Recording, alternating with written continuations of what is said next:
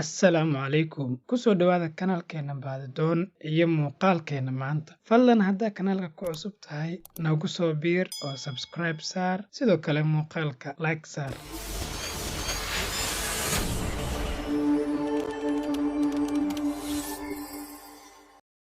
Muuqaalkeena maanta wuxuu ku saabsan yahay oraahyo muhiim ah oo aan ka soo xulnay oraahyada Sheekh Mustafa Xaaji Ismaaciil Haaruun. Sidoo kale waxaa xusi doonaa wax yar oo ka mid ah taariikhda sheekha. Sheekh Mustafa wuxuu ka mid yahay culimmada Soomaaliyeed, weliba kuwa loogu jecel yahay. Sheekhu wuxuu sidoo kale ka mid yahay culimmada waayo aragga ah. Inkasta oo aanan helin taariikhda dhalashadiisa, haddana sheekhu waxa uu sheegay inuu dhashay xilligii uu gumaystuhu joogay Soomaaliya. Wuxuu ku dhashay gobolka Togdheer, gaar ahaan baadiyaha magaalada Burco. Sheekhu wuxuu ku takhasusay cilmiga korontada ama waxa loo yaqaano electrical engineering, wuxuuna ka baxay jaamacadda Soomaaliya sanadkii 1980. wuxuu muddo soo ahaa macallin. Sheekhu wuxuu sheegay in culummada Soomaaliyeed uu ka bartay diinta Islaamka. Hadda wuxuu degan yahay magaalada Hargeysa ee Somaliland. Oraahyada aan muuqaalkan ku xusi doono waa kuwo ay ku jirto xikmad ama cashar faa'iido badan u leh nolosheenna.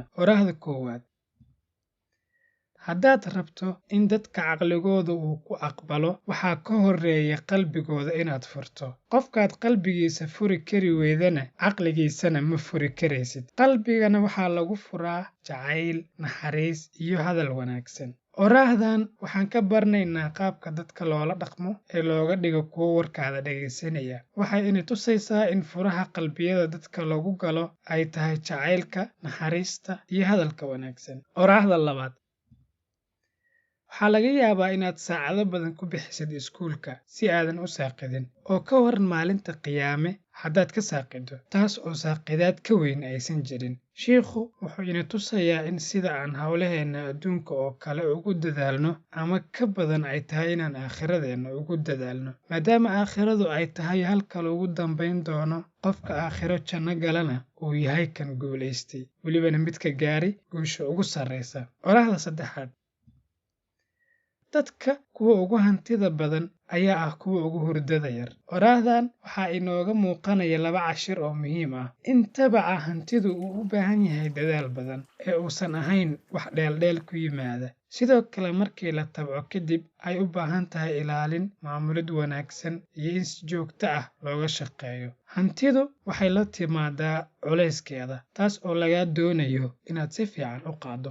Oraahda afaraad: hadday jannadu tahay meesha qofka lagu nibceeyo, cadaabtuna ay tahay meesha qofka lagu ciqaabo, adduunyaduna waa meesha qofka lagu imtixaano. Si qofku uu aakhiro u helo janno iyo nimco, ama cadaab iyo ciqaab, waa inuu adduunka ku soo maraa imtixaan. Adduunkan oo dhan ayaa ah imtixaan, marka culeysyada dunida u fahan inay yihiin tijaabo, mirahoodana aad hadhowta heli doonto insha Allah. Oraahda shanaad: nin walba wuxuu og yahay inta qabiilkiisa la dulmiyey, balse ma oga intay iyagu dulmiyeen ee ay dileen. Oraahdan waxaan ka baranaynaa in keliya aadan tirsan khaladka lagaa galay adiga, ee sidoo kale aad tirsato khaladka iyo dhibka aad adigu geysatay, aadna saxdo intii aad sixi kartid. Oraahda lixaad: dad baa dibadda ka qurux badan, guriga markay soo galaanna bahal ah. Qofka aad nolosha wadaagtaan iyo carruurtaada inaad ku xumaato, bannaankana nin fiican lagaaga yaqaano, wax fiican ma ahan. Waxba tari mayso dadka bannaanka aad ku kulantaan iyo wejiga aad tusiso. wejigaada ugu quruxda badan iyo wanaag walba oo aad samayn karto waa inaad gurigaaga tustid oo aad kula dhaqantid. Tusi wejiga ugu wanaagsan lamaanahaaga iyo ilmahaaga, waayo iyaga ayaa ah dadka iidnan marna ishuraynin. Sidoo kale wanaagga ama xumaanta dhaqankaada guriga waxa uu tusaale u noqonayaa awlaadaada. oo haddii aad dhaqan xun guriga kula dhaqanto, iyagana dhaqankooda wuu xumaanaya. balse haddii aad guriga dhaqan wanaagsan kula dhaqantid, iyagana tusaale ayaad u noqonaysaayo dhaqankooda wuu wanaagsanaan doonaa insha Allah.